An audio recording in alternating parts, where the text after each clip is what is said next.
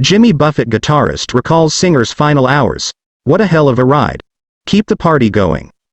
A tribute to Jimmy Buffett was performed at the 2023 CMA Awards by artists including Kenny Chesney, Alan Jackson and Zac Brown Band.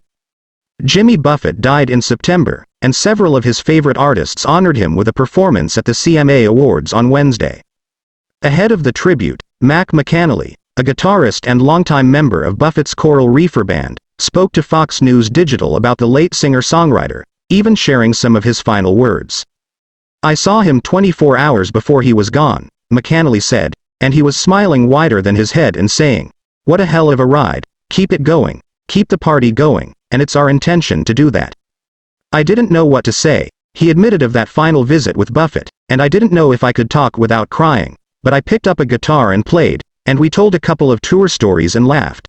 And he made sure that I knew that he wanted nobody to be sad, and everybody to keep the joy that he started rolling." Leading up to his death, Buffett had been fighting Merkel cell skin cancer for 4 years, according to an obituary shared on his website. He'd had to cancel numerous concerts due to his health, but continued to perform during treatment, playing his last show, a surprise appearance in Rhode Island, in early July, the obituary read. After decades in the music business, his death had a major impact on countless fans, as well as fellow performers. McAnally, along with Kenny Chesney, Alan Jackson and Zac Brown Band, performed a medley of Buffett's songs at the CMA Awards on Wednesday that included Margaritaville and It's 5 O'Clock Somewhere. "Every connection I've ever had with Jimmy means something to me, because I wouldn't be here without him. But this particular night, when we just put out his last album, which he worked so hard on and put so much joy and labor into, I'm in this tribute with a bunch of people that he loved so much, and that everyone loves Jimmy, but he loved everyone that's involved in this tribute tonight personally." He continued, "It means the world. So we're going to be sending his music out as far as we can send it, and he's going to be smiling at us, and we know that."